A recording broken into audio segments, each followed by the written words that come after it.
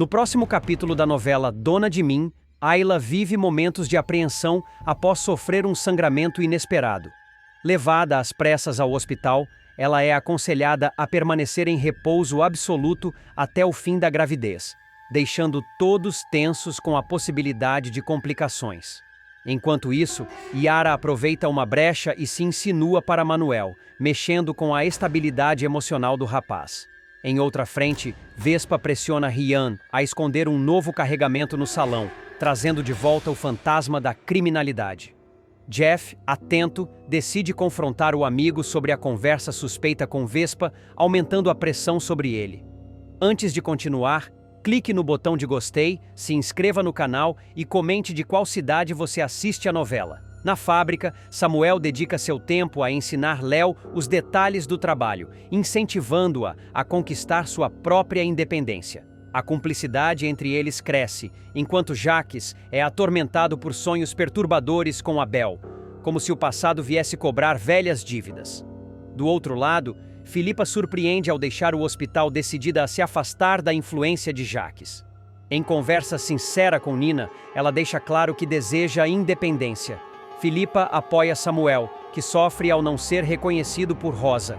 A matriarca, em meio às crises de memória, chega a confundir o próprio neto com Joseph, revivendo lembranças de um amor distante. E em meio a tantas tensões, Léo e Sofia encontram refúgio uma na outra. As duas declaram o carinho e o amor que as unem, fortalecendo ainda mais o vínculo que desafia as barreiras impostas pela família Boaz. Jacques, por sua vez, perde o controle ao perceber que pode ter caído em uma armadilha de Tânia e sua fúria promete abalar os próximos passos da família. A máscara de Jacques começará a rachar de um jeito que ninguém jamais poderia imaginar. O jogo de poder, que parecia estar sempre em suas mãos, tomará um rumo inesperado quando Ricardo resolver dar o golpe final em seu antigo comparsa. Tudo começará em uma tarde sufocante na mansão Boaz. Jacques, seguro de si, degustará um uísque importado na sala de estar, convicto de que mais uma chantagem de Ricardo seria apenas mais uma negociação rápida como tantas outras. O vilão, cansado de ser pressionado, finalmente perderá a paciência. "Você acha que eu sou seu banco pessoal?" retrucará Jacques, elevando o tom, com os olhos faiscando de raiva. "Quantas vezes já não te enchi os bolsos? Quantas vezes já não livrei sua pele? Você já recebeu muito mais do que merece, Ricardo." O chantagista, sem acreditar no descaramento do rival, apertará os punhos tentando conter a fúria. Mas a voz tremerá de indignação. "Você pode pensar que manda em todo mundo, Jacques. Mas comigo é diferente. Eu não sou mais seu capacho." Jacques rirá com desdém, aproximando-se dele como quem sufoca a presa. "Você só existe porque eu deixei. Nunca se esqueça disso." Essas palavras serão o estopim. Ricardo, ao sair da mansão, caminhará pela rua como se carregasse o peso de uma vida inteira de humilhações. No carro, sozinho, ele falará em voz alta, quase como um juramento. "Se o Jacques acha que pode falar comigo do jeito que quiser, está muito enganado. Eu vou mostrar a todos quem ele é de verdade. Nem que eu vá junto para a cadeia, mas ele não vai sair ileso dessa." O plano começará a tomar forma naquela mesma noite. Ricardo aparecerá no escritório de Tânia, que estará debruçada sobre alguns documentos. Ao vê-lo, ela não se surpreenderá, como se já esperasse a visita. "Finalmente!" dirá Tânia, levantando-se e fechando a porta atrás dele. "Eu já estava achando que você ia desistir." Ricardo balançará a cabeça decidido. "Não tem mais volta, Tânia. Ele me humilhou pela última vez." Os dois marcarão um encontro estratégico em um restaurante discreto, escondido em uma rua pouco movimentada da cidade. Lá, entre taças de vinho e olhares carregados de tensão, definirão o passo seguinte: a entrega do vídeo comprometedor à imprensa. "Esse vídeo vai cair como uma bomba", dirá Tânia, com um sorriso venenoso. "Quando for exibido, ninguém vai acreditar no que vai ver." Ricardo, com os olhos fixos no dela, completará: "E quando a bomba explodir, nós já vamos estar longe. O Paraguai será nosso destino." Enquanto isso, Jacques continuará acreditando que domina o jogo. Ele dará entrevistas para a imprensa, sorrirá para as câmeras e posará como um empresário exemplar, sem imaginar que a corda em torno de seu pescoço estará prestes a apertar. Nos corredores da Boaz, rumores começarão a circular. Funcionários cochicharão sobre movimentações estranhas, sobre conversas abafadas entre Ricardo e Tânia. O clima de conspiração tomará conta do ambiente, e Samuel será um dos primeiros a desconfiar de que algo grave está prestes a acontecer. Eu sinto que tem alguma coisa errada, comentará Samuel com Léo enquanto revisa documentos da fábrica. O Jacques anda mais nervoso do que nunca e o Ricardo não para de rondar pelos corredores. Léo, intrigado, retrucará. Você acha que eles estão escondendo algo? Tenho certeza, responderá Samuel com a firmeza de quem pressente a tempestade. Enquanto isso, Ricardo começará a preparar o terreno para a entrega do material. Em sua casa, ele abrirá uma gaveta secreta, retirará um pendrive e o segurará entre os dedos como se fosse uma arma mortal. O olhar será de pura determinação. É agora ou nunca. Na imprensa, jornalistas começarão a receber informações anônimas.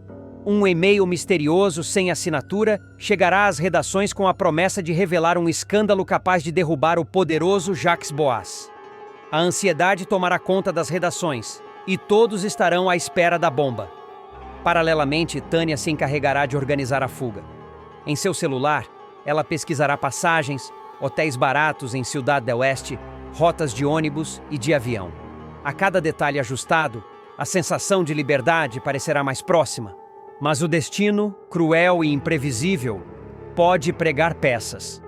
E é justamente nessa corda bamba entre vingança, medo e ambição que Ricardo e Tânia caminharão. O restaurante onde se encontrarão será o palco de diálogos tensos, olhares desconfiados e um pacto selado sob o risco iminente de traição. Ricardo, mesmo aliado a Tânia, não deixará de pensar que ela pode virar o jogo a qualquer momento. Confio em você, mas até certo ponto, avisará ele, fitando-a com desconfiança. O mesmo vale para mim, retrucará Tânia, erguendo a taça de vinho. Que seja um brinde ao nosso inimigo em comum. Enquanto o brinde ecoa, em algum lugar da cidade, Jacques olhará para seu reflexo no espelho, sem imaginar que está a poucos passos de perder tudo o que construiu com manipulações, mentiras e sangue. E quando o vídeo finalmente for parar na imprensa, o caos estará armado. Câmeras de televisão exibirão as imagens chocantes em rede nacional, enquanto repórteres correrão para a porta da Boaz em busca de declarações. Funcionários assistirão incrédulos, familiares ficarão em choque e Jacques, pela primeira vez, sentirá o gosto amargo de estar encurralado. E assim, com a notícia correndo como fogo em palha seca, Ricardo e Tânia se prepararão para desaparecer, acreditando que o Paraguai será o esconderijo perfeito. Mas o que eles não sabem é que em novelas como essa, nada sai exatamente como planejado. O escândalo tomará proporções devastadoras. O vídeo entregue à imprensa se espalhará como pólvora. Em questão de minutos, o nome de Jacques Boaz estará em todas as manchetes, acompanhado de palavras como corrupção, fraude, abuso de poder e crimes empresariais. Câmeras de televisão se aglomerarão em frente a Boaz. Repórteres disputarão espaço para conseguir uma declaração. Funcionários da fábrica, perplexos, assistirão ao noticiário em televisores espalhados pelos setores, sem acreditar que o homem que se vendia como exemplo de empreendedorismo poderia estar tão envolvido em esquemas obscuros. Samuel será um dos primeiros a reagir com indignação. "Eu sabia!" dirá, atirando documentos sobre a mesa. "Eu sabia que ele escondia algo grande." Léo, ao lado, tentará raciocinar em meio ao choque. Mas e agora? O que vai acontecer com a empresa? Com todos nós? Enquanto isso, na mansão, Jacques perderá a pose de vez. O vilão, diante das imagens exibidas em rede nacional, quebrará taças, derrubará móveis e gritará sozinho em meio ao luxo da sala, que agora parecerá uma prisão dourada. "Malditos, Ricardo, Tânia, vocês vão me pagar! Na delegacia, policiais começarão a organizar a operação que culminará na prisão do empresário. Ordens de busca e apreensão serão expedidas, e o clima de guerra tomará conta dos bastidores da justiça. Do outro lado da cidade, Ricardo e Tânia, em um quarto de hotel barato, assistirão às mesmas imagens com um misto de satisfação e medo. Conseguimos, dirá Tânia, apertando a mão de Ricardo. Agora é só atravessar a fronteira. Ricardo, porém, não sorrirá. Seu olhar carregará um peso diferente, como se pressentisse que a vingança pode custar caro demais. E ele não estará errado. Enquanto arrumam as malas, um carro preto os observará do lado de fora. Homens desconhecidos, ligados ao submundo que Jacques sempre alimentou, receberão ordens diretas. Sigam os dois. Eles não podem sair da cidade. O jogo de gato e rato começará. Ricardo e Tânia tentarão fugir pela rodoviária, depois por estradas alternativas, até cogitarem suborno em uma fronteira clandestina. Mas o cerco estará se fechando. Dentro da Boaz, a guerra interna só aumentará. Filipa, transtornada, confrontará Jacques. Você arruinou a nossa família. Tudo o que tocou virou mentira. E Rosa, confusa com seu Alzheimer avançando, perguntará aos gritos: Onde está Abel? Ele sabe disso tudo? Ele precisa saber! A cada capítulo, as máscaras cairão e o Império Boaz, construído sobre chantagens e segredos, desmoronará diante de todos. Uma reviravolta inesperada vai transformar completamente o destino de Leona, a babá que até então era vista como apenas mais uma funcionária da mansão Boaz. Depois de tantas humilhações, tropeços e desilusões, ela vai virar o jogo e provar que sempre teve dentro de si um talento escondido, capaz de derrubar as barreiras impostas por Jacques. Tudo começará em um dia aparentemente comum, quando Leona, desanimada, estará andando pelas ruas de São Cristóvão, cabisbaixa, refletindo sobre tudo que deu errado em sua vida. Ela terá acabado de receber mais uma negativa de emprego, além de enfrentar as provocações de Tânia, que não perde a chance de diminuí-la, e a indiferença de Jacques, que nunca enxergou nela potencial algum. Porém, será nesse momento de fragilidade que um cartaz colado em um poste chamará sua atenção. Um concurso de moda que premiará a vencedora com uma bolsa integral em uma das faculdades mais renomadas do país. Insegura, Leona pensará 2 vezes antes de se inscrever. Ela terá medo de ser ridicularizada, principalmente porque não tem formação, apenas o olhar intuitivo e criativo que sempre demonstrou ao costurar roupas improvisadas. Mas incentivada pela avó e também pela irmã, que a lembrará de todo o potencial que possui, Leona tomará coragem e colocará seu nome na disputa.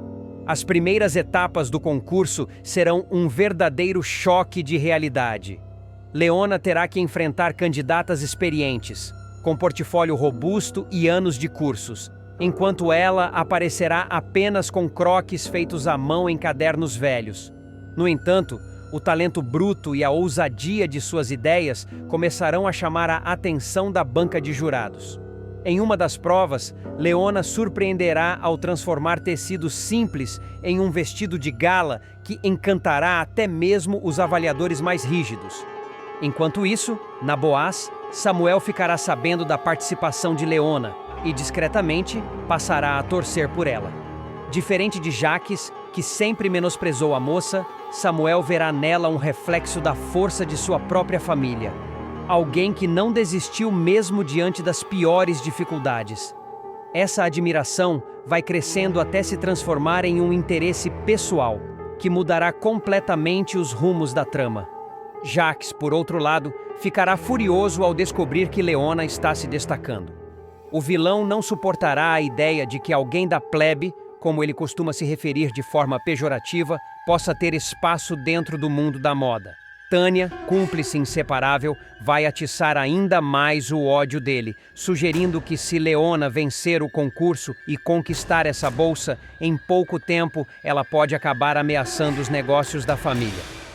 O clímax dessa reviravolta acontecerá na grande final do concurso.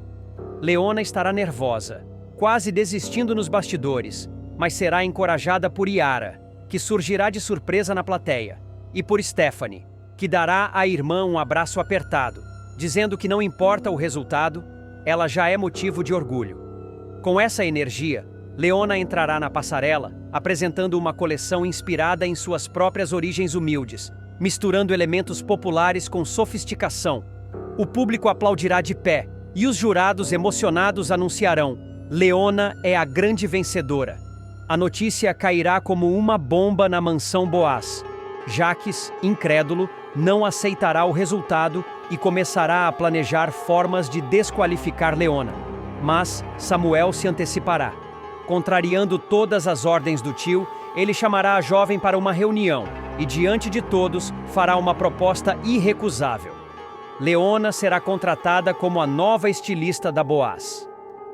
A decisão vai gerar um terremoto dentro da empresa. Funcionários aplaudirão, enquanto Jacques, Davi, Tânia e Ricardo ficarão indignados, jurando vingança. Mas a surpresa maior ainda está por vir. Após a contratação, Samuel não esconderá mais seus sentimentos. Em uma cena carregada de emoção, ele se declarará para Leona, pedindo-a em casamento diante da família. A babá, que até então acreditava que nunca teria espaço para viver um grande amor, ficará em choque, mas acabará aceitando. A união de Samuel e Leona marcará uma nova fase na trama. Juntos, eles assumirão o comando da Boaz, transformando a empresa em um símbolo de renovação, criatividade e justiça. Ao mesmo tempo, os vilões começarão a sentir o peso de suas escolhas. Jacques será afastado do poder, Tânia perderá seus privilégios, Ricardo verá seus planos de enriquecimento rápido irem por água abaixo, e Davi, desesperado, implorará pelo perdão de Samuel, reconhecendo que errou ao se aliar ao tio. A cada capítulo, o público acompanhará a ascensão de Leona. Ela deixará para trás a figura da babá submissa e ganhará destaque como uma das maiores estilistas do país. Sua história será marcada por superação, coragem e, acima de tudo, pela capacidade de acreditar em si mesma quando ninguém mais acreditava. E enquanto isso, nos corredores da Boaz, o clima de guerra continuará, pois Jacques não aceitará ser derrotado. O vilão passará a arquitetar novos planos para recuperar o controle da empresa, enquanto Leona e Samuel enfrentarão não apenas os inimigos externos, mas também os fantasmas do passado que ainda ameaçam a estabilidade da família. A vitória de Leona não será apenas um marco para sua vida pessoal, mas também um divisor de águas dentro da própria Boaz. O público verá a jovem cada vez mais confiante, provando que seu talento não é passageiro. Logo em suas primeiras coleções dentro da empresa, Leona vai surpreender com desfiles que mesclam ousadia e autenticidade, trazendo para a passarela a essência de sua origem simples, mas carregada de potência criativa. Enquanto isso, Yara, emocionada, passará a caminhar pelas ruas do bairro com orgulho renovado. Todos os vizinhos se referirão a ela como a avó da estilista da Boaz, algo que encherá seu coração de alegria. Stephanie, por sua vez, se tornará a maior apoiadora da irmã, ajudando-a a enfrentar os momentos de pressão e servindo de escudo contra os ataques constantes de Tânia, que continuará tentando desmerecê-la. Jacques, sem conseguir conter a raiva, se afundará ainda mais em planos obscuros.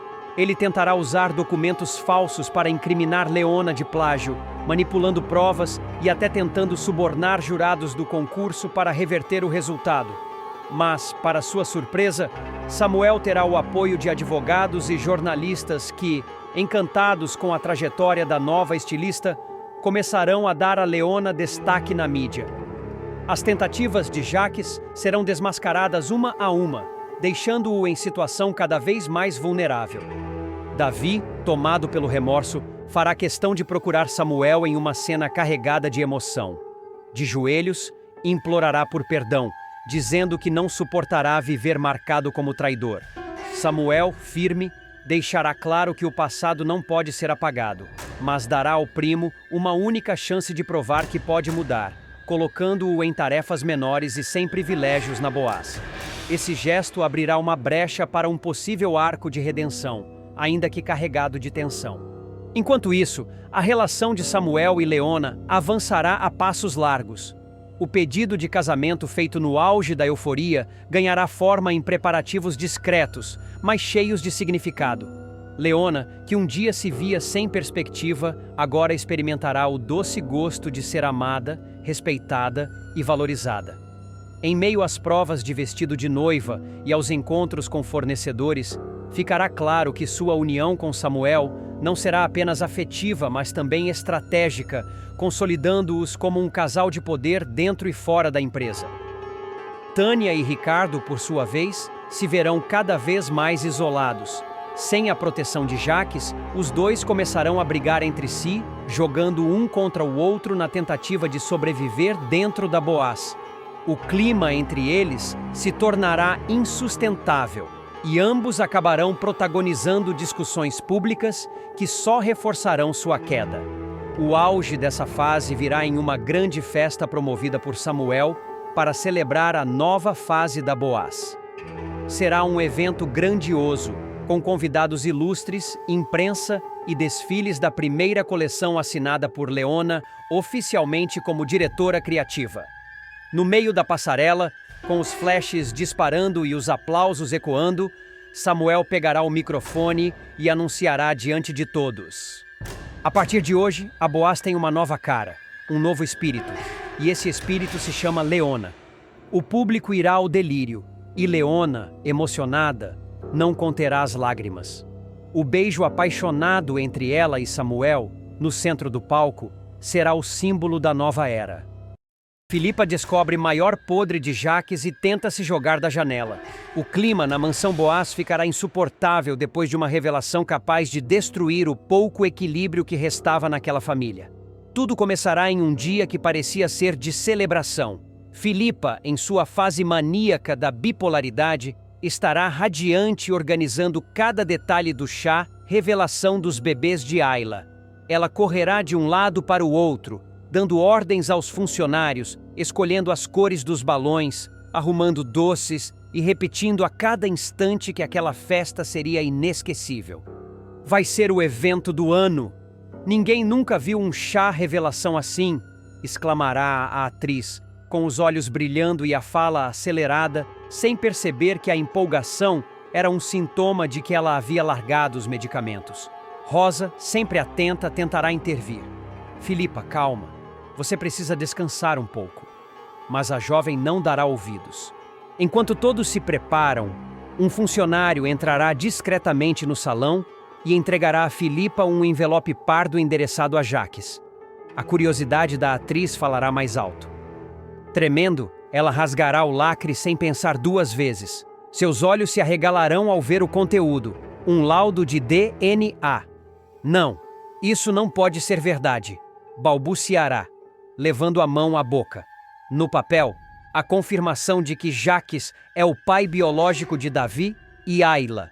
O vilão, já desconfiado depois de ter encontrado antigos exames que comprovavam a esterilidade de Abel, mandara refazer os testes. A prova estava ali, incontestável. Filipa entrará em pânico. Sem medir consequências, ela deixará o envelope cair no chão e, num ato impulsivo, soltará os balões antes da hora, confundindo todos os convidados. O que está acontecendo aqui? Questionará Samuel, já percebendo que algo não ia bem. Rosa pegará o laudo caído, lerá em silêncio e quase desmaiará. Meu Deus do céu! Sussurrará a matriarca, apoiando-se numa cadeira para não cair. Ayla ficará atônita, os olhos marejados, enquanto Davi, que já havia descoberto a verdade em segredo, fechará o punho com raiva e vergonha. Então é isso. A verdade veio à tona de qualquer jeito, dirá o rapaz, encarando Jaques com desprezo. O clima de festa se transformará em tragédia em segundos. Filipa, culpada por ter deixado escapar o segredo, correrá para dentro da mansão, transtornada. Jaques a seguirá e tentará segurá-la pelos braços. "Me solta, seu monstro! Eu não aguento mais!" gritará ela em prantos. Numa reação desesperada, a atriz cravará os dentes no ombro do cunhado, que soltará um grito de dor. "Filipa, para com isso!" berrará Jaques, mas ela conseguirá se soltar e correr até uma janela do segundo andar. Ao chegar lá, abrirá as cortinas e se debruçará, ameaçando se jogar. Eu quero sumir! Eu quero acabar com essa dor! Gritará, com o cabelo desgrenhado e os olhos esbugalhados. Isabela, a mãe de Filipa, entrará correndo no cômodo e se desesperará ao ver a cena. Filha, não! Pelo amor de Deus, não faz isso! Você é tudo que eu tenho! Suplicará chorando compulsivamente. Samuel também surgirá no momento crítico e tentará se aproximar com calma. Filipa, olha para mim, respira. Eu sei que está doendo, mas você não precisa se machucar. Jacques, tomado pelo medo de um escândalo ainda maior, correrá e puxará Filipa com força, tentando afastá-la da janela. Ela se debaterá, gritará, tentará arranhar o vilão. Eu te odeio! Você destruiu a nossa família! O embate chamará a atenção de todos na casa. Ayla descerá as escadas correndo, histérica. Alguém faz alguma coisa, pelo amor de Deus! Davi a abraçará, tentando contê-la, mas ele mesmo estará em prantos. Rosa, com as mãos trêmulas, rezará em voz baixa, pedindo proteção para a neta. No auge da confusão, Samuel e Jacques finalmente conseguirão segurar Filipa e a colocar dentro do carro à força. Isabela, aos prantos, entrará junto. Eles seguirão para o hospital, onde a atriz receberá sedativos e será internada temporariamente. Quando despertar, horas depois, Filipa estará exausta, com os olhos vermelhos e a voz embargada. Eu estraguei tudo. Sempre estrago tudo, murmurará repetidamente. Isabela acariciará seu cabelo e prometerá que não vai abandoná-la, mas a culpa já terá se instalado no coração da atriz. Enquanto isso, na mansão, o clima será de guerra fria. Ayla se trancará em seu quarto, incapaz de encarar o pai biológico. Samuel discutirá com Jacques nos corredores. Você conseguiu, né? Você conseguiu destruir todo mundo com a sua ganância. O vilão, no entanto, se manterá frio, apenas respondendo: eu só trouxe a verdade à tona. Se vocês não aguentam, o problema não é meu. A revelação mudará para sempre os laços da família Boaz. O que deveria ser um dia de festa se tornará o ponto de virada para uma sucessão de tragédias, confrontos e alianças improváveis que ninguém imaginava. No hospital, o silêncio pesado tomará conta do quarto de Filipa.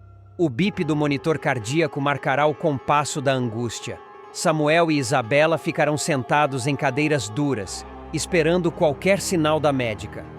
Quando a porta se abrir, a profissional virá com expressão séria. O estado dela inspira cuidados. O surto foi grave. Ela precisa retomar a medicação imediatamente e terá que passar por um período de internação psiquiátrica. Isabela levará as mãos ao rosto, desabando em lágrimas. Samuel, firme, segurará os ombros dela. A gente vai dar um jeito, mas é preciso coragem. Filipa precisa de ajuda, não de culpa. Enquanto isso, de volta à mansão, Jacques andará de um lado para o outro no escritório, quebrando copos e chutando móveis. Ele sabia que o laudo não deveria ter chegado às mãos erradas. O vilão ligará para Ricardo, exigindo explicações.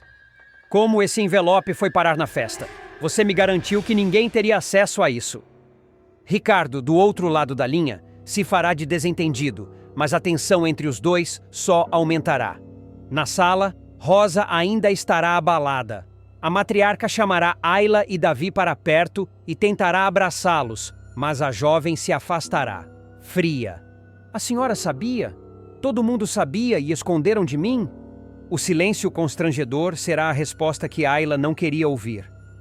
Ela subirá correndo as escadas, batendo a porta com força.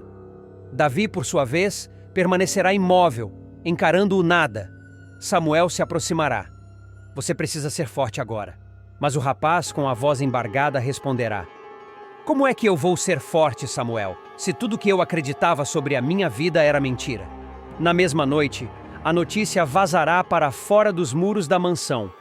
Um funcionário curioso, que fotografou o laudo jogado ao chão durante a confusão, venderá a imagem para um colunista de fofoca. No dia seguinte, os jornais estarão estampados com a manchete: escândalo na família Boaz. Patriarca é desmascarado em teste de DNA. Ayla, isolada em seu quarto, receberá mensagens de amigos incrédulos. Ela apagará todas as luzes e, deitada no chão, chorará em silêncio. Davi tentará bater na porta, mas ouvirá apenas a respiração contida da irmã. Samuel, dividido entre salvar Filipa, proteger Aila e enfrentar Jaques, sentirá o peso do mundo nas costas. Ele olhará para Rosa, que em meio à dor mostrará firmeza. Meu filho, chegou a hora de você assumir o lugar que é seu por direito. E enquanto a família desmorona, Jaques, sozinho no escritório, fará uma promessa em voz baixa, olhando seu próprio reflexo no vidro da janela. Se eles pensam que vão me derrubar, tão muito enganados. Eu ainda vou usar essa verdade a meu favor. Jaques vai para a cadeia depois que Samuel finalmente descobre toda a verdade sobre o vilão. O caminho até esse momento será carregado de tensão, investigações arriscadas e revelações que mudarão completamente os rumos da família Boaz. Tudo começa quando Samuel, determinado a honrar a memória de Abel, decide vasculhar os arquivos de Ricardo. A desconfiança já vinha crescendo fazia tempo, principalmente depois de notar pequenas falhas nos discursos do administrador, documentos que não batiam e movimentações suspeitas dentro da própria Boaz. Numa noite silenciosa, enquanto todos acreditam que ele já havia ido embora da empresa, Samuel volta sorrateiro e entra na sala de Ricardo. O ambiente está mergulhado em sombras, e cada clique do teclado soa como um estrondo no coração acelerado do rapaz. De repente, em meio às pastas digitais e gavetas repletas de contratos, ele encontra uma pequena chave com um código gravado. O detalhe o intriga. Ao investigá-la melhor, percebe que se trata de uma senha mestra, uma espécie de chave de acesso para arquivos restritos do computador de Ricardo. Com as mãos trêmulas e a respiração pesada, Samuel conecta a chave ao PC. A tela pisca e uma pasta secreta se abre diante de seus olhos. Dentro dela, um único arquivo de vídeo. O nome é direto e cruel. Acidente. Abel. Samuel sente o chão sumir debaixo de seus pés. O coração dispara. Será possível que naquele arquivo esteja a verdade que ele buscou por tanto tempo? Ele hesita por um instante, olhando para a porta da sala com medo de ser surpreendido, mas reúne coragem e dá 2 cliques. O vídeo começa com imagens da oficina da Boaz, em um ângulo claramente escondido, como se tivesse sido gravado às pressas. Nele, Jaques aparece, com um olhar frio e determinado, conversando com Danilo. Os dois discutem em voz baixa, mas o microfone capta com clareza a frase que marca a vida de Samuel para sempre. É só cortar os freios. Ele nunca vai desconfiar. Assim eu acabo com ele de vez e tomo o lugar que sempre deveria ter sido meu. Samuel leva a mão à boca tentando conter um grito de horror. É a voz de Jaques. É o plano que tirou a vida de Abel. E ao lado dele, Danilo aparece instruindo, mostrando como sabotar o carro. As imagens seguem até o momento em que o veículo é entregue ao antigo dono da Boaz. O vídeo corta, mas o suficiente já foi revelado. O jovem sente o corpo gelar. A confirmação da morte do pai como assassinato, e não como acidente, o atravessa como uma faca. Ele olha para a tela sem piscar, lágrimas se acumulando nos olhos, enquanto sua mente grita que precisa sair dali imediatamente. Cada segundo é um risco, porque Ricardo pode entrar a qualquer momento.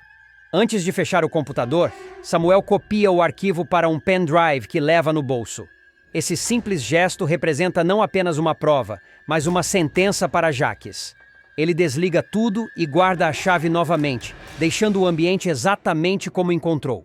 Quando fecha a porta, respira fundo, consciente de que sua vida jamais será a mesma. No dia seguinte, ele decide compartilhar o material apenas com alguém de sua confiança, Leona. A jovem, que sempre demonstrou esperteza e coragem, se torna peça fundamental na montagem de um dossiê completo contra os vilões. Juntos, passam noites revisando documentos, cruzando informações, montando uma linha do tempo detalhada que liga Jaques, Ricardo, Tânia e Danilo. Tânia, até então vista como mera cúmplice, aparece em mensagens de celular arquivadas nos backups. Ela não só sabia do plano, como também ajudou a encobrir rastros dentro da administração da Boaz. Já Ricardo surge manipulando relatórios financeiros, garantindo que ninguém desconfiasse das movimentações de Jaques. E Danilo, por sua vez, se compromete ainda mais ao aparecer ensinando técnicas de sabotagem, como um verdadeiro cúmplice treinado. Samuel sabe que o próximo passo é arriscado, levar as provas até a polícia, mas antes disso, decide confrontar os próprios fantasmas. Ele procura Davi, o irmão que tantas vezes o acusou de ser o preferido de Abel, e abre seu coração. Davi, eu sei que você acha que papai sempre me colocava acima de você, mas a verdade é que ele só queria que a gente seguisse juntos, lado a lado. Eu descobri quem matou nosso pai, e preciso de você agora. Davi, desconfiado no início, pede explicações. Samuel então mostra o vídeo. O irmão, incrédulo, fica em silêncio por longos segundos até deixar escapar um murmúrio. Meu Deus, era ele. O tempo todo era ele. A raiva se mistura ao arrependimento. Davi lembra de todas as vezes que acusou Samuel, de todas as brigas e afastamentos. Com os olhos marejados, segura firme o braço do irmão. Me perdoa, Samuel. Eu nunca enxerguei nada. Sempre achei que você era o queridinho do pai, mas era eu quem estava cego. Você é o verdadeiro capacitado para continuar esse legado. Os dois se abraçam em um gesto de reconciliação, unindo forças diante do inimigo comum. A cada passo, Samuel sente o peso de carregar o destino da Boaz em suas mãos. Mas agora, além da dor da descoberta, há também a responsabilidade de transformar a verdade em justiça. Ele não quer apenas derrubar Jaques, deseja expor toda a teia de mentiras que sustentou o vilão por anos. Danilo começa a perder o controle. O cúmplice, antes frio e calculista, passa a ter crises de pânico, temendo ser abandonado por Jaques à própria sorte. Em uma noite tensa, ele procura Tânia e desabafa. Se ele cair, eu caio junto. A gente vai acabar na mesma cela. Eu devia ter ficado quieto. Nunca devia ter colocado a mão nesse carro. Tânia, que não admite fraqueza, corta com dureza. Você já está envolvido até o pescoço. Agora não tem mais volta. Ou a gente segura firme, ou Samuel vai acabar com todos nós. Enquanto isso, Ricardo percebe que sua sala foi invadida. Ele estranha a posição da chave e sente que algo não está certo. Desconfiado, corre para checar os arquivos, mas o vídeo já não está mais lá. O desespero toma conta do administrador, que imediatamente liga para Jaques. Temos um problema sério. Alguém entrou aqui. O vídeo sumiu. Do outro lado da linha, Jaques explode. Não pode ser! Se esse arquivo caiu nas mãos erradas, estamos acabados. O vilão então ordena que todos redobrem a vigilância. Contrata seguranças para rondar a fábrica e começa a investigar cada funcionário. Mas o que ele não imagina é que a verdade já está prestes a explodir diante de todos. No meio dessa tensão, uma reunião de conselho é convocada. Jaques, arrogante, acredita que conseguirá manipular os diretores como sempre fez. Samuel, por sua vez, decide que aquele é o momento de expor parte da verdade, mas de forma calculada. Ele não mostra o vídeo ainda, mas levanta suspeitas sobre a conduta do tio e de Ricardo. A sala se divide, alguns diretores defendem Jaques, outros começam a questionar as atitudes do presidente interino. Rosa, mesmo debilitada, faz questão de aparecer. A matriarca, de olhar firme e voz cansada, encara Jaques e diz: Eu sempre soube que havia algo errado no destino do meu filho, e agora sei que não foi o acaso. Jaques, o seu fim está próximo. A frase causa alvoroço. Jaques tenta manter a postura, mas o suor frio escorre por sua testa. Ele percebe que perdeu o controle da narrativa. Do lado de fora, Samuel entrega o pendrive ao delegado. A polícia inicia discretamente uma investigação, colhendo depoimentos e monitorando ligações. Ricardo, pressionado, começa a cometer erros. Em uma ligação grampeada, fala demais e entrega que sabia da sabotagem desde o início. Esse detalhe é suficiente para que a polícia peça mandados de busca e apreensão. Numa cena de tirar o fôlego, agentes invadem a Boaz durante o expediente. Funcionários assistem estarrecidos à correria nos corredores, enquanto Ricardo é levado algemado, gritando que não tem culpa. Tânia tenta fugir, mas é interceptada ainda no estacionamento. A prisão de Jacques, no entanto, é um espetáculo à parte. O vilão é surpreendido em sua própria sala, cercado por policiais. Ele tenta resistir, grita que é vítima de armação, mas Samuel surge na porta com um olhar implacável. Acabou, Jacques. Você vai pagar pelo que fez com o nosso pai.